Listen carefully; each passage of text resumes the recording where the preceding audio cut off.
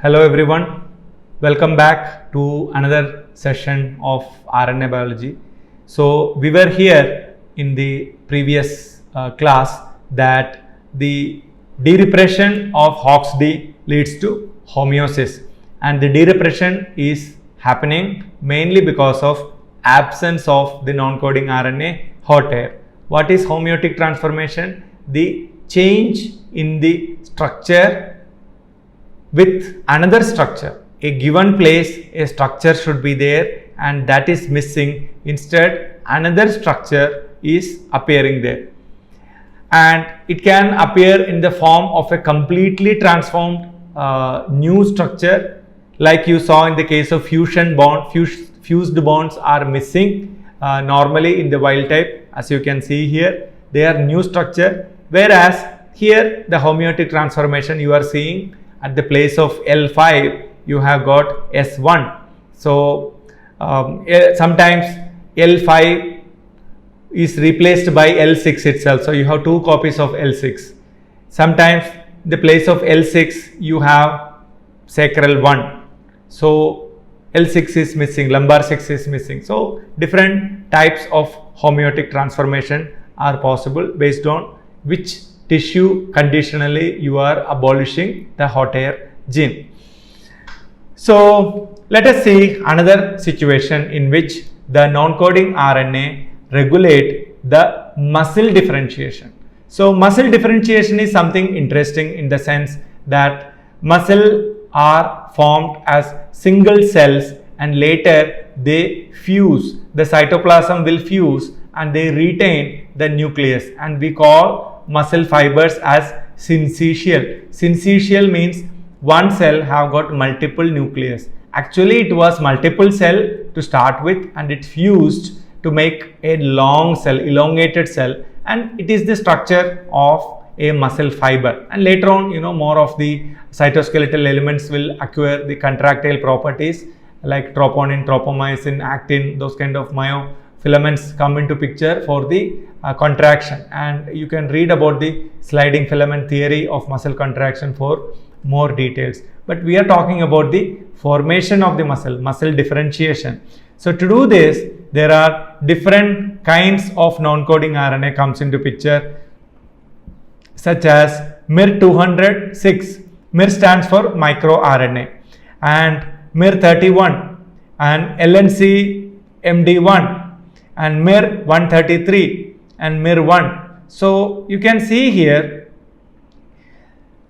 this is the expression level in the y-axis, the rate of expression of a given non-coding RNA, and this is different stages of differentiation starting from the beginning till the end. So you can see some of them, such as MIR206, MIR31 are expressed and it forms a parabolic graph, peaks and then comes down. And some of them, LNC MD1, they are little late onset and the peak also late and then it comes down.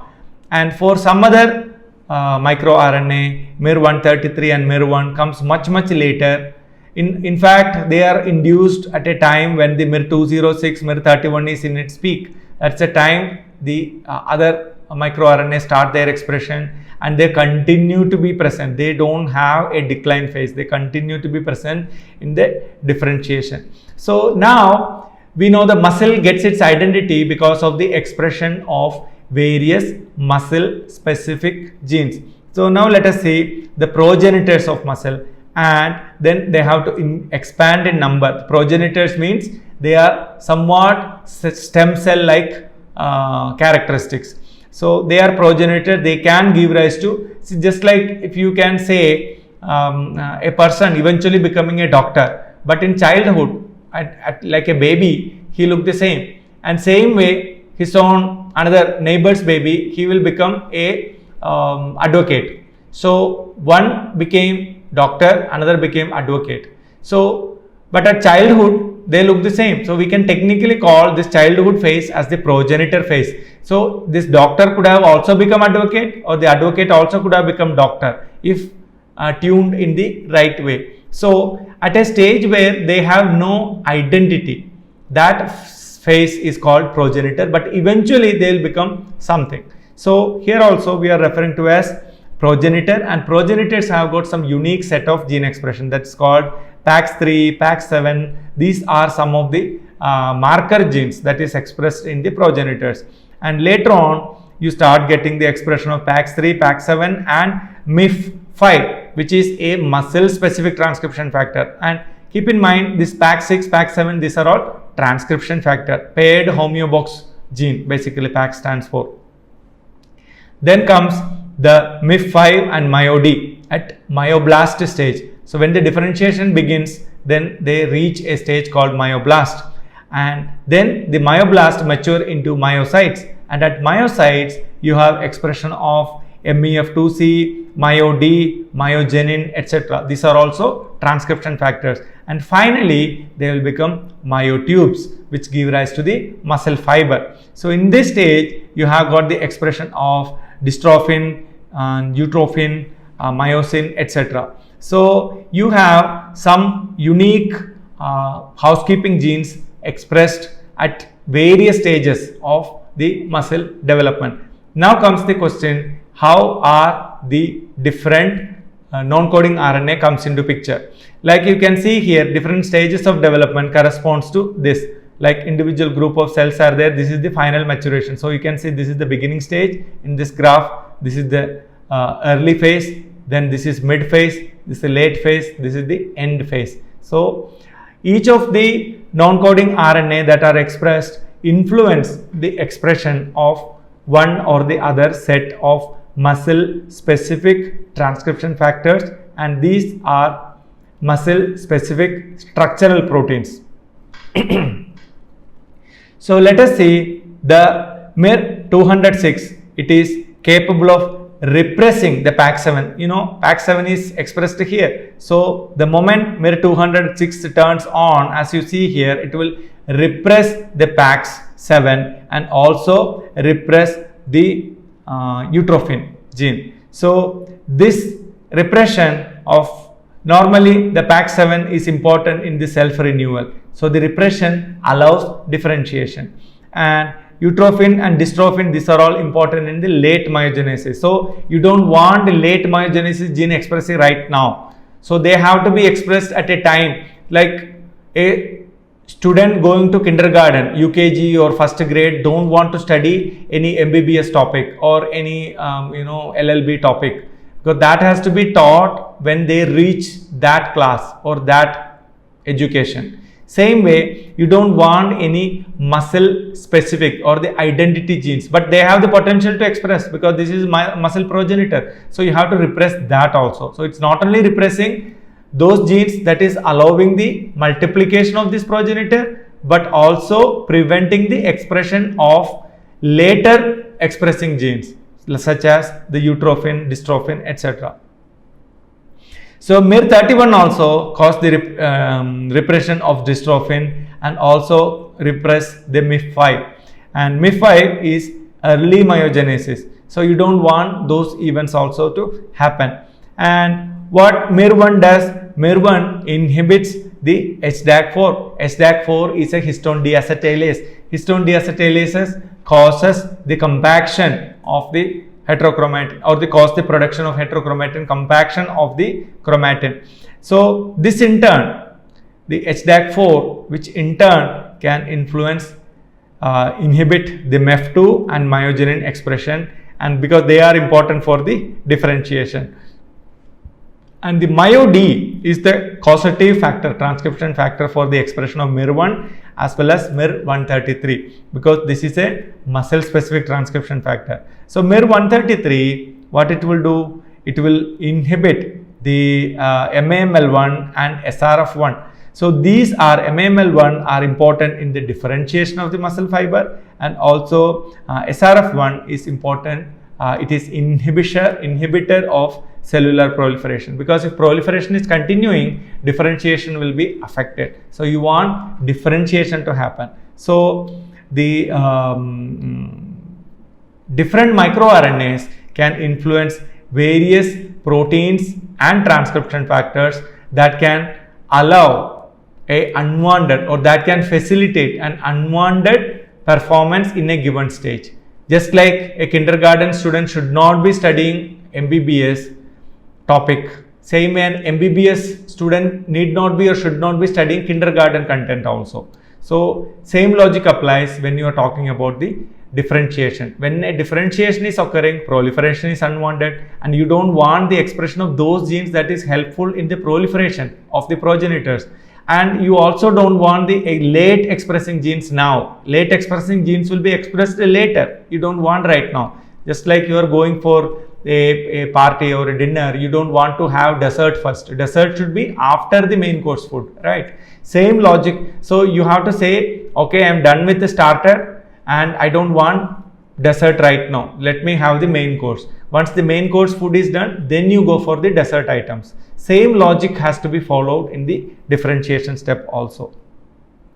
So what this mainly the non-coding RNA, when they are expressed, they can influence the expression of, like here you are seeing MEF2C, and this is a non-coding RNA MIR155,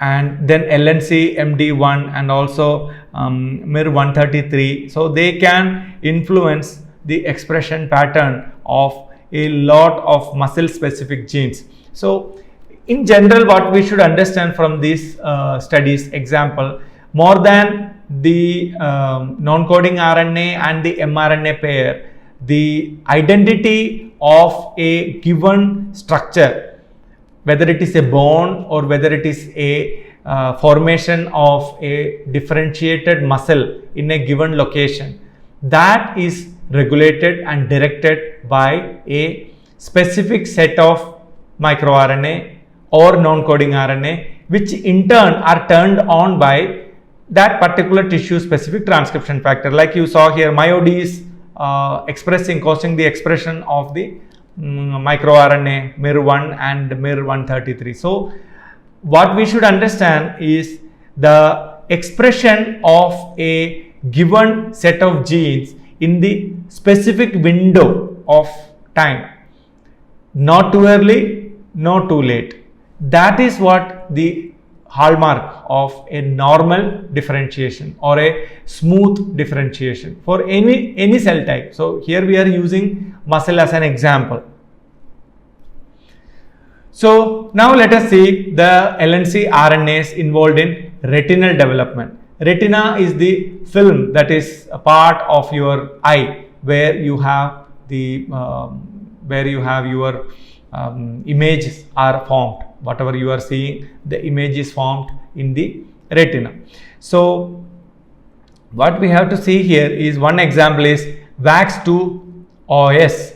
So this contains a binding site for CRX, con rod homeobox.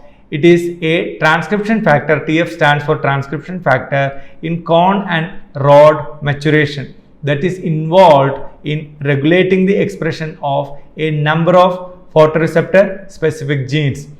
And VAX2 OS1 is thought to play a role in the specification of ventral rod photoreceptors by acting as a cell cycle regulator of the retinal progenitors and the maintenance of adult photoreceptor cells. So this non-coding RNA is making sure that VAX2 OS1 non-coding RNA is making sure that the ventral rod photoreceptors are kept in proper number, and it regulates the cell cycle. Cell cycle, you know that we have seen it, that G1S, G2 and M phase, that it is a regulator during the retinal development, because you are talking about the formation of the retina at the embryonic stage. So it has to control the rate of cell cycle of the progenitors, and it has to maintain a healthy and adequate number of the photoreceptor cells. Too much also problem, too less also is a problem. It should be just adequate. Another gene is 6'3OS, that is transcribed from the homeodomain transcription factor 6'3 gene. So it is involved in the regulating the retinal cell specification. 6'3OS regulates the 6-3 activity in the developing retina by binding directly to EZH2. EZH2 is a catalytic component of the PRC2 complex, and EYA. EYA is another gene that is acting as a molecular scaffold for the recruitment of histone modification enzymes to the 6-3 target site. So it can affect, 6-3-OS can affect the EZH2 and EYA family of genes that can cause epigenetic changes. So EYA is a short form for eye absent gene, and its mammalian homologs are also well established, and it encodes a protein tyrosine phosphatase that function as transcriptional co-regulators controlling eye field specification. So any mutations occurring to EYA causes absence of eye, that is why eye absent. So the eye field specification, this is somewhat similar to the Hox gene function, is affected. Then comes ncR2, and which is also known as myocardial infarction associated transcript, MIAT, and it negatively regulates the differentiation of amacrine interneurons and Muller glia, but it does not affect the development of other neuronal subtypes such as bipolar interneuron. Retina has got a bunch of neurons, like rods and cones are the photoreceptors, and Muller glia is one of the glial cell types, and you have got horizontal amacrine and bipolar cells, and lastly you have the ganglion cells. So this forms the retinal structure. So the formation of specific cell types such as amacrine interneuron, it can negatively regulate the differentiation of the amacrine interneurons and the Muller glia.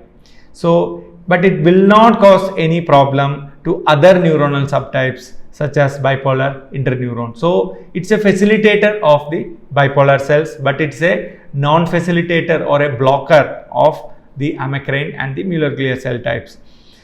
So it can be a probable target of the transcription factor OCT4 in MESC cells, mouse embryonic stem cells, maintaining OCT4 expression in a feedback loop to help to maintain the pluripotency. So if pluripotency has to be maintained, a lot of genes has to come into picture. OCT4 is one of the pluripotency factors. So it's a target of the transcription factor OCT4. So this is important for the maintenance of the pluripotency. So the variants, genes can also have lots of variants. So the variants confer the susceptibility to myocardial infarction. That's why the gene has got another name, MIAT, myocardial infarction associated transcript, and possibly through altering RNA's protein binding properties. So what you see here, a non-coding RNA important for eye field development also have a link with myocardial infarction, which is the indicator of heart failure or heart performance failure. So this also can have a different role. We have seen many such examples. One given RNA, presence of an RNA can influence one way in one tissue and another way in another tissue. We also saw in bacteria how sigma factor and the RNA polymerase interaction is influenced by 6S rRNA if it is present. So how it is getting affected. Its target selection will change. Like that, many times the presence of non-coding RNA in a unwanted tissue can also have a altered fate determination for that particular tissue type. So involvement of ncRNAs in complex diseases are a growing field of research, and lot of research is going on in that area. So general overview of non-coding RNA in complex disease is an active area of research, and ncRNAs in neurodevelopmental disorders is another active area of research that is going on, and ncRNAs in tumorigenesis and metastasis progression is also an active area of research, and we know a lot about the role of non-coding RNAs in complex diseases, neurodevelopmental disorders, and also in cancer and metastasis, but the research area continue to flourish. And there is a article that is titled Non-Coding RNAs in Human Disease, which is a Nature Reviews Genetics article published a few years ago. So you can read it. That is a good collection of information about the subject on non-coding RNAs in human diseases. So now let us see in this cartoon. It's a dense panel, but you can see the involvement of selected non-coding RNAs in complex disorders. Like you have MIR200 in cancer, ncRNA hot air, and ncRNAs in Alzheimer's disease, and ncRNA in Prader-Willi syndrome, PWS. So now let us see how is it working. So in MIR200, how is it influencing the cancer? So there is a area in the gene regulatory regions that is called CPG islands. C stands for cytosine, P stands for phosphodiester backbone, and G stands for guanine or guanosine.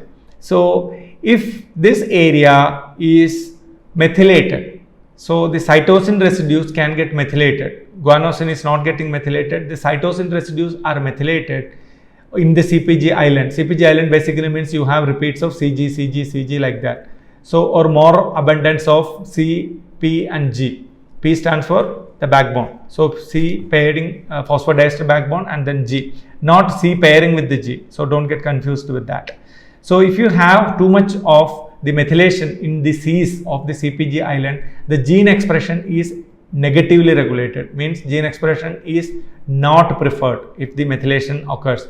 So if you have too much of methylation, CPG island hypermethylation, then the MIR200 expression is compromised. Like you can see here, MIR200B and MIR200A stays like a cluster, and its promoter, if there is minimal methylation, the genes will be, non-coding RNAs will be expressed. But if it is hypermethylated, then the MIR200A and B will not be produced. It is not available. Then what happens? MIR200 family transcription, where they are regulating, they will be unaffected. They can go smoothly because there is no negative regulation on those mRNAs where the MIR200 is targeting. One example include ZEB1 and ZEB2. So these are important in the epithelial to mesenchymal transition. So they are allowed to function perfectly. And what will happen if ZEB1 and ZEB2 expression happens smoothly, then it can lead to CDH1. Cadherin 1 expression, it can influence the expression of the cadherin 1 in a negative manner, and they will be missing. That can lead to the metastasis or the localization of this MAD cells or cancer cells into different loci. So I will revisit once again. If the there is hypermethylation of the regulatory region, MIR-RNA is not expressed, and because of MIR-RNA not expressed, there will be smooth expression of the ZEB1 and ZEB2 protein, and ZEB1 and ZEB2 proteins are influencing in a negative manner the CDH gene, and that can facilitate the migration of cancerous cells or causing the metastasis. Similarly, ncRNA hot air, if it is not, like we know, hot air is negatively regulating HOX-D while allowing the HOX-C clusters. So if hot air is missing, what will happen? That the recruitment of PRC2 and LSD1 complex to specific gene expression loci of HOX-D is prevented. So you will now end up getting HOX-D expressed in the absence of hot air. So because of lack of this epigenetic modification, because hot air is supposed to bring in this epigenetic modifiers to the HOX-D locus, absence of which they are allowed to express. And now you have the ncRNA in Alzheimer's disease. Now the gene that is studied is BACE1, BACE1S. So it can have a sense RNA and an antisense RNA. So you have BACE1S sense strand and BACE1AS antisense. So when they are both are expressed, that will cause the inhibition of this RNA. Base 1 RNA stabilization will take place if this pairing did not happen. The absence of the antisense RNA can cause the stabilization of base 1 RNA, and the base 1 protein will be produced, and this can lead to amyloid plaque formation. ABPP cleavage by base 1 takes place, and it can lead to the amyloid accumulation in the cell, and eventually the organism will end up having Alzheimer's disease. Same way, if you are seeing the SNO RNA HB2S2 in Prader-Willi syndrome. So what happens? The SNO RNA HBS2, if it is expressed smoothly, what will happen? It can affect the serotonin receptor HTR2C. So this can influence in turn the behavior, because Prader-Willi syndrome is a behavioral characteristics. So it can negatively influence the serotonin receptor, and serotonin is important in controlling the mood and depression, etc. So the availability of the serotonin receptor HTR2C can influence the maturation, whether the receptor is complete or incomplete. This can affect a full length STR2C protein or incomplete protein. Why? Because this non-coding RNA can affect whether this protein is allowed to translate fully, or RNA is allowed to translate fully or partially. So what we should understand from here is that different types of non-coding RNA employ different strategy to block the gene expression events and drive the cell in a unique manner. So we will study more in detail about the non-coding RNAs in the next class. Thank you.